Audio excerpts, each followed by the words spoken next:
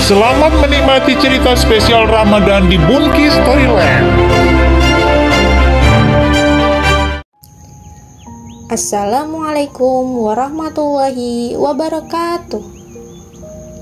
Halo teman-teman. Menurut pengalaman kalian, apakah puasa bikin kita lebih sehat? Coba diskusikan dengan orang tua dan keluarga kalian ya. Kalau pengalaman kakak sendiri, karena puasa kita mengurangi jajanan, makanan, dan minuman yang tidak bergizi, makan teratur, dan tidak berlebihan. Namun, sakit bisa saja datang, seperti yang dialami nenek penghuni rumah sederhana yang hidup sendirian. Hari inilah Nila tahu siapa nenek itu sebenarnya. Simak cerita Bunki Storyland hingga akhir tentang Ratu Herba Gunung. Selepas zuhur, setelah matahari sedikit condong ke barat, Nila ditemani Elbon kembali mengantar makanan buka puasa ke rumah nenek sebatang kara itu. Saat sampai di rumah Mbah Lastri, panggilan nenek itu, Nila sangat terkejut melihat nenek terbaring di tempat tidur.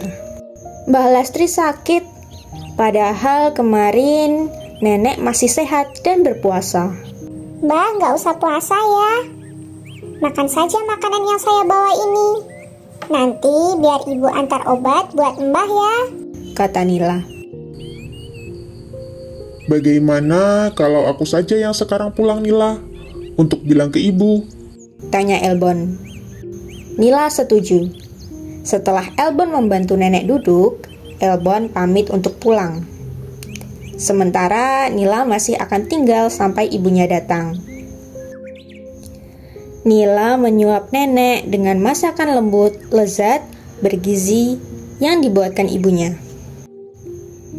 Setengah jam kemudian, ibu dan Elbon sudah datang. Nila menceritakan kalau nenek sudah makan. Ibu menyiapkan obat untuk diminum nenek, tapi nenek menolak.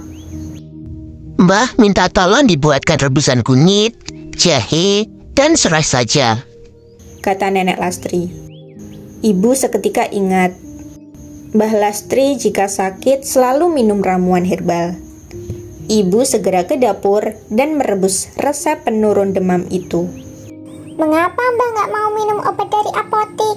Tanya Nila saat ibu kembali ke kamar nenek. Sejak kecil, Mbah sudah biasa dengan jamu obat dari rempah.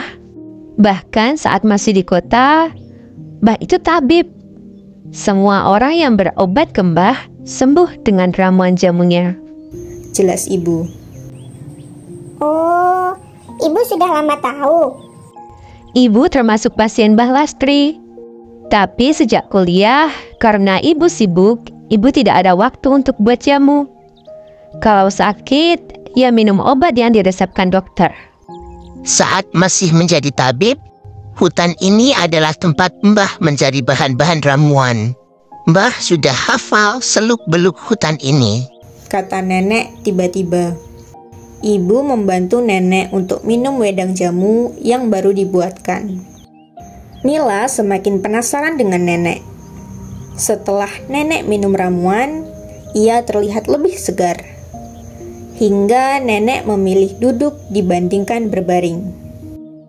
Dulu Mbah dijuluki Ratu Herba Gunung karena Mbah mencari semua bahan di gunung ini. Mbah tidak pernah membeli bahan dari pasar. Nenek memulai ceritanya. Mengapa Mbah? Kan capek kalau sering-sering ke gunung, tanya Nila dengan heran. Karena tanah di hutan gunung bersih tanpa polusi. Tanaman umbi dan rempah jadi murni, tanpa racun polusi. Apalagi banyak sekali bahan ramuan hanya ada di sini, tidak dijual di pasar. Nenek menjelaskan dengan penuh semangat. Saking takjubnya, Nila pun melongo dengan pancaran mata yang berbinar. Nenek semakin semangat bercerita. Hingga hari menjelang senja dan saatnya ibu dan Nila pulang. Aku juga akan jadi Ratu Herba Gunung seperti Mbah. Bukan. Aku menjadi tuan putrinya saja. Mbah tetap menjadi ratu, ujar Nila penuh semangat. Putri dan ratu duduk di singgasana, memimpin rakyatnya untuk menjaga hutan dan isinya. Tambah ibu. Nila semakin semangat dan ia berjanji besok akan kesini lagi untuk menemani nenek. Mulai besok, Mbah harus menceritakan semuanya, biar Nila pantas menjadi putri Herba Gunung. Pinta Nila. Iya, Mbah punya banyak pengalaman yang bisa Mbah ceritakan. Dalam perjalanan pulang, Nila tidak henti-hentinya bertanya tentang nenek yang ibu ketahui. Nila sedikit menyesal mengapa baru sekarang tahu tentang pengalaman nenek yang sangat fantastis. Wah, Nila jadi putri Herba Gunung ya. Semoga kita semua selalu sehat dan bahagia, sehingga kita tidak perlu minum obat atau jamu yang pahit. Hehehe. Diskusikan dengan orang tua dan teman-teman hal menarik di dalam cerita hari ini ya. Subscribe dan bunyikan lonceng notifikasinya juga, supaya kalian tidak ketinggalan cerita seru episode berikutnya. Jika kalian suka dengan cerita ini, klik tombol like ya. Sampai jumpa. Wassalamualaikum warahmatullahi wabarakatuh.